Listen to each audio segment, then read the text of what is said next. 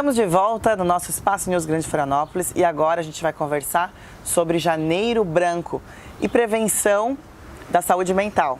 Mais especificamente, a saúde mental das mamães. Tema muito importante. Aqui do meu lado está a Luciana Rocha. Ela é psicóloga e profissional da parentalidade. É isso? Bem-vinda, Luciana. Muito obrigada. Prazer ter você aqui com a gente. Então, em primeiro lugar, eu queria que você falasse pra gente o que é o Janeiro Branco e como ele hoje se relaciona com as mamães. Ótimo. Vamos lá, o Janeiro Branco, gente, é uma campanha aí que existe desde 2014 para uma conscientização a respeito dos cuidados com a saúde mental. Muitas vezes a gente cuida da saúde física, já estamos aí acostumados, né? Então a gente tem visto cada vez mais pessoas fazendo atividade física, tentando se alimentar melhor, fazendo check-ups, né? Início de ano, então fica todo mundo querendo fazer o check-up. Saúde física, a gente tem cuidado da nossa saúde espiritual, mas a gente esquece muito da nossa saúde mental, daquilo que sustenta quem nós somos. Então, nossa mente, né? Nosso cérebro, nosso coração. A gente fala muito aí sobre uma saúde emocional, como se fosse importante só cuidar das emoções, entender aí quando que a gente está com raiva e saber lidar com isso, né? Mas a saúde mental, ela é um pouco além disso. É a gente poder entender quem nós somos e percebemos aí também o que nos difere dos outros e o que nos dá vida. Ainda existe muito estigma para cuidar da saúde mental. Ainda tem gente que acha que isso é coisa de louco, de doente. Isso, as pessoas acham que saúde mental é só sobre aquelas pessoas que romperam com a realidade, né? Então, que tem crises, que tem surtos. E fora isso, todo mundo acha que é só uma queixa vazia, ou então é algo a mais querendo chamar a atenção. Então, a gente usa muito, a gente vê, né, na nossa sociedade muito desse termo. Ah, fulano está querendo chamar atenção, dá uma pia para ela cheia de louça, para ela poder ter com que se preocupar. Não é disso que se trata, né? É do nosso lugar no mundo, de como que a gente se percebe, de como que a gente se relaciona com tudo que está ao nosso redor. Não é só viver no automático. Não né? É só viver no automático. E agora com as mamães e os papais também. Como é que é esse cuidado com a saúde mental das mamães e dos papais que você trabalha nessa linha? Ótimo. A maternidade, a paternidade é um dom, né? A gente sabe que é uma bênção, uma grande realização para muitas pessoas poder ter um filho ou mais filhos. Mas tornar-se mãe e tornar-se pai é um exercício constante, né? É um processo. Ninguém nasce pronto para ser mãe, ninguém nasce pronto para ser pai. E nós fomos crescendo durante toda a nossa vida, crentes que as coisas eram muito naturais, né? Então, que era assim, a partir do momento que o bebê nascer, eu vou saber o que fazer com ele, eu vou saber como me portar. E é como se fosse assim, olha, não vou me preocupar de que eu não exista mais ou que não tenha mais tempo para mim. Tudo vai estar dedicado para o bebê, porque o meu olhar durante algum tempo, aí durante a gestação, por exemplo, está no bebê. Mas, quando esse bebê nasce, as coisas mudam bastante de figura, né? Então, a gente tende a ver ali, olha, que não é tão fácil assim eu me anular. Porque, na realidade, é impossível, né? Continua se tratando da nossa vida. Embora chegue ali a vida de mais alguém, mas continua se tratando da vida da mãe e do pai. E ter que abrir mão de si em prol de uma criança que ela ainda não conhece, que ela vai ter que conquistar e que ela vai ter que se apaixonar ainda por essa criança. Porque a gente acha que o amor de mãe é algo muito natural, muito intuitivo, aí essas mulheres vão vivendo sofrimentos. E os homens também. Bom, a questão o grande problema, entre aspas, assim, desse momento é a depressão pós-parto, né? A depressão pós-parto é uma das doenças, né, dos adoecimentos mais comuns quando a gente fala de saúde mental no pós-parto, né? Na verdade, pode começar na gestação. Hoje em dia a gente até Você já começa, desculpa te cortar, mas Você já começa o acompanhamento antes, é isso? Isso. O ideal, né, se a gente pudesse ir para o mundo ideal, seria que a partir do momento que esse casal pensa, né, sonha, deseja uma gestação, que eles já buscassem também o cuidado com a saúde mental. Assim como buscam, né, para fazer um check-up, para saber se está tudo bem, para poder sustentarem uma gravidez, que eles pudessem também fazer esse check-up emocional. Mas não é o que acontece na prática. Na prática, o que nós conseguimos fazer é o pré-natal psicológico, quando essas famílias nos procuram na gestação. E aí a gente vai fazendo um trabalho para conscientização e para construção desse papel materno e paterno, para diminuição das idealizações com a maternidade, porque a gente sonha muito. A gente sonha com um filho perfeito, por mais que a gente saiba que os filhos perfeitos não existam. Mas a gente sonha. E assim como a gente sonha com os filhos perfeitos, a gente sonha que a gente vai dar conta também. Vai ser a mãe perfeita, sabe? Então, também. que a gente vai ser a mãe perfeita. A gente vai saber, a gente sabe que os bebês choram. A gente sabe que eles vão chorar à noite.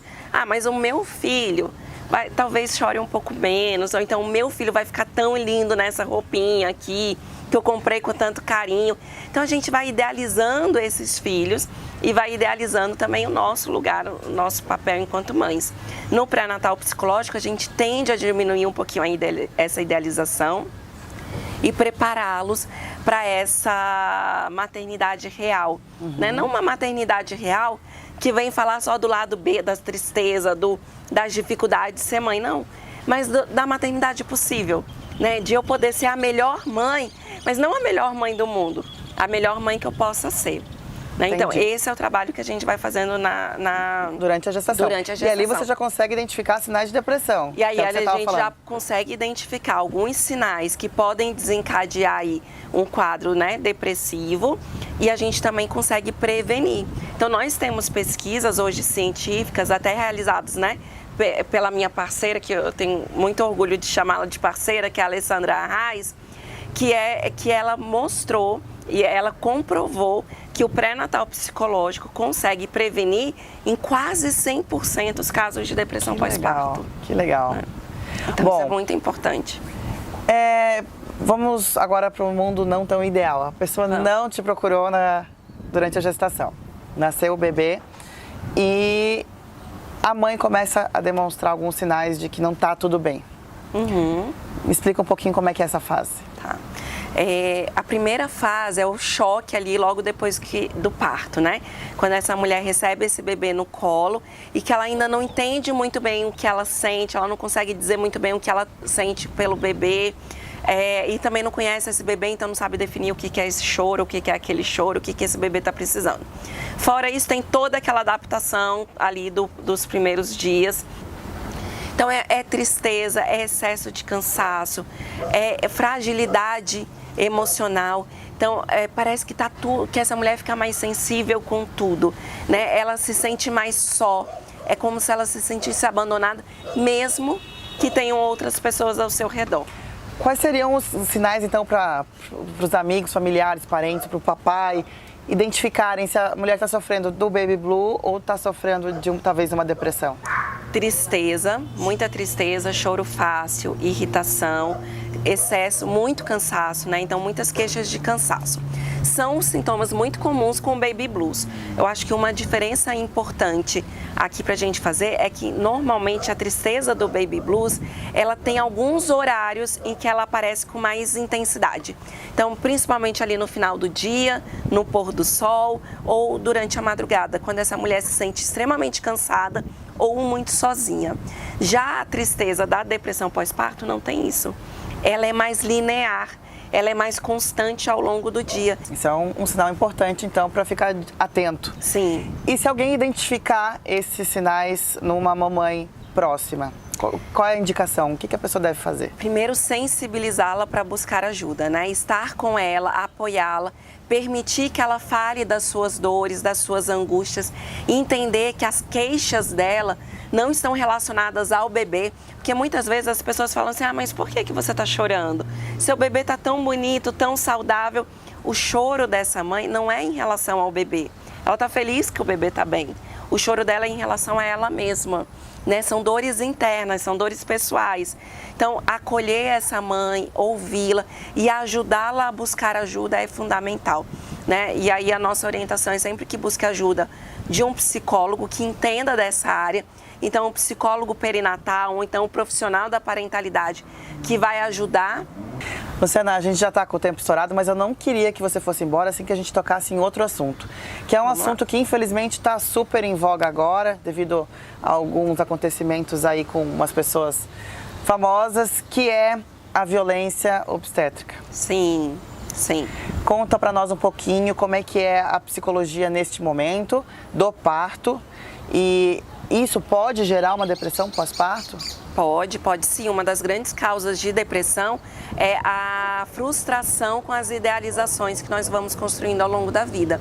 E se no momento do parto, que é um momento tão importante ali, né, em que o bebê está chegando, que eu estou dando a vida para esse novo serzinho que foi tão esperado, e que eu também estou renascendo, eu sou invadida, eu sou violentada, eu sou desrespeitada, eu sou negligenciada ou maltratada, isso vai gerar impactos nessa construção da maternidade. Né? Como se a mulher falasse para si mesma, poxa, eu não fui capaz de proteger esse serzinho no momento tão importante da vida dele, que é a chegada, como que eu vou ser como mãe depois?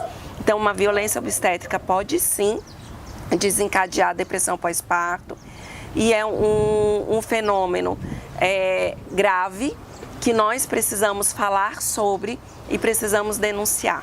Você quer falar algum comentário sobre esse caso que ficou famoso aí no Brasil? Eu acho que tem algumas coisas que nós poderíamos abordar aqui, em especial algumas críticas que nós vimos em relação à postura dessa influenciadora e do seu esposo. Então, muitas pessoas questionaram, mas como assim? Ela só foi perceber que foi violentada 2, 3 meses depois do parto? Sim. Né? Sim. Isso no parto é muito comum, porque a mulher ela já não está muito bem ali dimensionada, né, nesse ambiente. A gente tende a falar que ela foi para um lugar que se chama partolândia. Então ela sai um pouquinho do que está acontecendo ao redor. E como é que você vai se colocar no momento de ali, dependendo do profissional, e se colocar contra, né? Sim, né? Não dá. Você não tem o conhecimento técnico que ele tem. Você não tem o conhecimento, né? Você confia nele, né? Então você não está ali para poder confrontá-lo, você está ali para confiar, né? Então momentos depois, muitas vezes, que cai a ficha realmente do que aconteceu. Gente, o papo está muito bom, a gente vai para um intervalo rapidamente, mas a gente volta para continuar esse assunto tão importante aqui com a Luciana.